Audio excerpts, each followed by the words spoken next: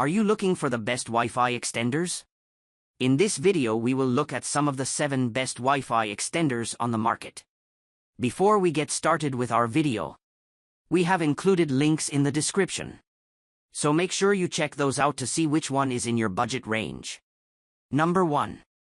TPLink Mimo Range Extender RE650. A large and heavy Wi-Fi extender with a vent at the top to let the heat out, the RE650 has 4 antennas and the second fastest speeds of all the extenders on test here. You get 1733 megabits per second on the 5 GHz band, and 800 megabits per second on 2.4 GHz, enough to have several people streaming and gaming simultaneously as long as your internet speeds are up to it. It's a Wi-Fi 5 extender and makes use of Mimo to ensure multiple users get a good signal, plus there's a gigabit Ethernet port for plugging in a whole network's worth of wired devices. Sadly, we couldn't get it to stand up on its antennas as much as we tried. It takes longer to start working after being switched on than others on the test, but this didn't stop us from ranking it as the best Wi-Fi extender for most people because it combined coverage, speed, and affordability. Number 2.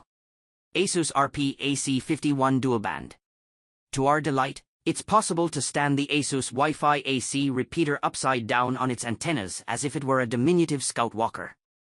Admittedly, this has nothing to do with its wireless boosting capabilities, which are excellent as long as you're not looking for Wi-Fi 6. Along with the 433 megabytes per second Wi-Fi, you'll need to amalgamate the channels to get the advertised 750 megabits per second. You get an Ethernet port, only 10/100 rather than gigabit, so that the extender can be wired into your existing network and operate in access point mode. There's an on-off switch, a WPS button for easy pairing with a router, and a reset button. LEDs on the front indicate power and network status. Inside the box, you get not one but 2 quick start guides to talk you through setup in various languages. The extender merged seamlessly into our network is reasonably priced and provides good speeds, making it ideal for those places where your router's Wi-Fi can't reach. Number 3. TPLink Re220AC750. How much network speed do you really need? If you're using your Wi-Fi extender to pass through internet access and don't need fast file transfer, 433 megabits per second on the 5 GHz channel is enough for most broadband providers. There are always overheads, of course, but with something like 4K streaming taking perhaps 15 megabits per second of bandwidth, you're still not going to struggle too much, and its ability to eliminate dead spots is as good as all the rest. Its Ethernet port is a 10/100 model, so you're not going to get the full benefit of the Wi-Fi 5 speed there either. A clever feature to maximize the speed you get is full speed mode, which connects to the router exclusively using the 5 GHz network, then uses the 2.4 GHz channel to connect to laptops, phones, light bulbs, etc.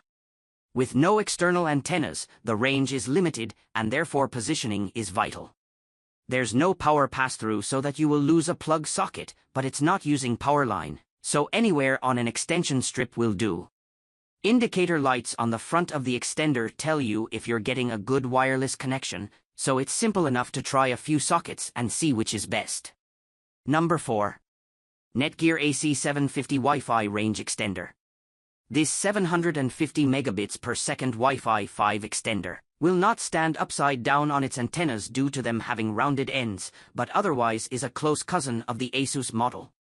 You get an on-off switch, WPS, and reset buttons, plus a 10/100 Ethernet port that can put the extender into access point mode or allow an Ethernet-only device to access a wireless network. The device connected immediately to our network over WPS and delivered fast, stable internet access. Wi-Fi 5 is only available on the 5 GHz network, with a 2.4 GHz connection using Wi-Fi 4. Netgear's FastLane system combines both channels into one for a higher speed connection if you're having trouble streaming 4K or online gaming. The settings can be accessed through the web interface or Netgear's app if you've got many older devices that can't use the newer Wi-Fi standards. This extender will take care of them while leaving the faster bands available for gaming or streaming. Number 5. Netgear Nighthawk X6S. This is a beast. A black slab of plastic that's effectively a router in its own right and moves us from Wi-Fi extender to mesh router territory. It's the only unit on the test to have its own power supply, the only one to have 4 gigabit Ethernet ports and a USB 2 port, and the only one to address 3 wireless bands. One is kept as a dedicated link to your router. It's expensive, but if you're in a particularly wide or tall house, or maybe a castle, and desire a solid wireless signal in every room, then this is the way to go. And if you're feeling really flush, there's an AX6000 version that costs twice as much. Setup is as simple as pressing the WPS buttons on both the extender and your router and letting them sort themselves out, with the Nighthawk app available if you want to delve into the settings.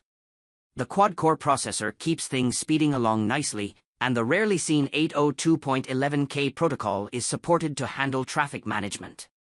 All this means is that one of these, properly placed, should iron out any wrinkles in your home network. Number 6. TPLink TLW860R.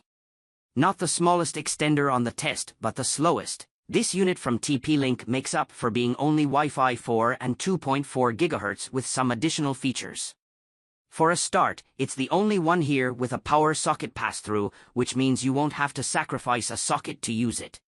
There's 2x2 Mimo, which is unusual for a Wi-Fi 4 extender and should help keep the 300 megabits per second of bandwidth going where it needs to be.